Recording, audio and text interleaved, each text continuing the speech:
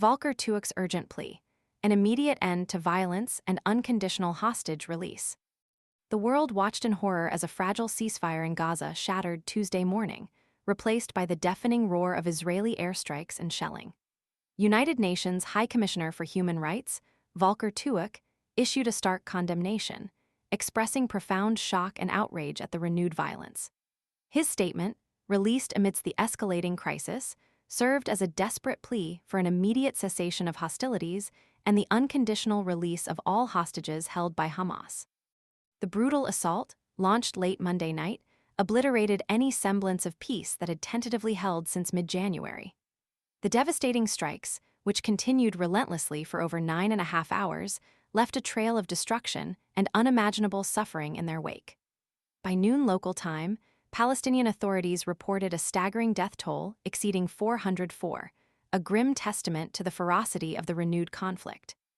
These numbers, however, are tragically likely to climb as rescue efforts continue amidst the rubble and chaos.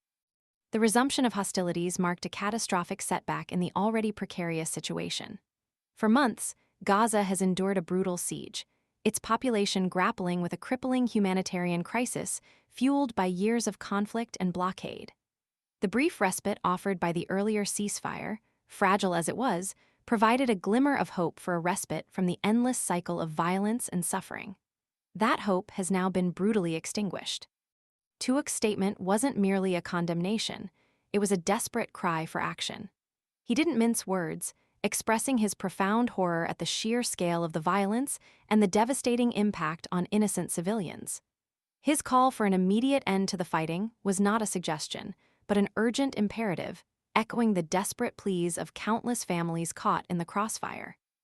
The demand for the unconditional release of hostages held by Hamas was equally resolute, a crucial step towards de-escalation and paving the way for meaningful negotiations.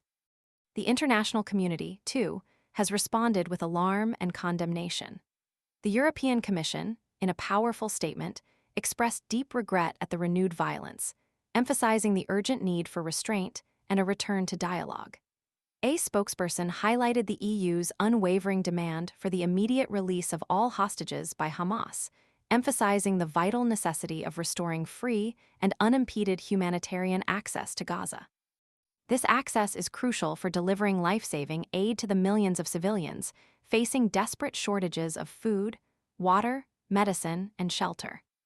The spokesperson's powerful statement underscored the urgent need for a negotiated solution, emphasizing the immense suffering endured by both Israelis and Palestinians over the past year. "It's time to break this cycle of violence," the spokesperson declared, articulating a sentiment shared by millions across the globe who yearn for an end to the relentless bloodshed and a path toward lasting peace. The stark reality, however, is that meaningful dialogue remains elusive amidst the escalating conflict and the deep-seated mistrust that fuels the cycle of violence. The international community faces a critical juncture. The immediate priority is to silence the guns and ensure the safety of civilians. The unconditional release of hostages is a non-negotiable demand. It is a crucial first step toward building the trust necessary for meaningful negotiations. The world must unite in demanding an immediate end to the violence, urging both sides to prioritize the well-being of their people and to engage in good faith negotiations aimed at achieving a lasting and just peace.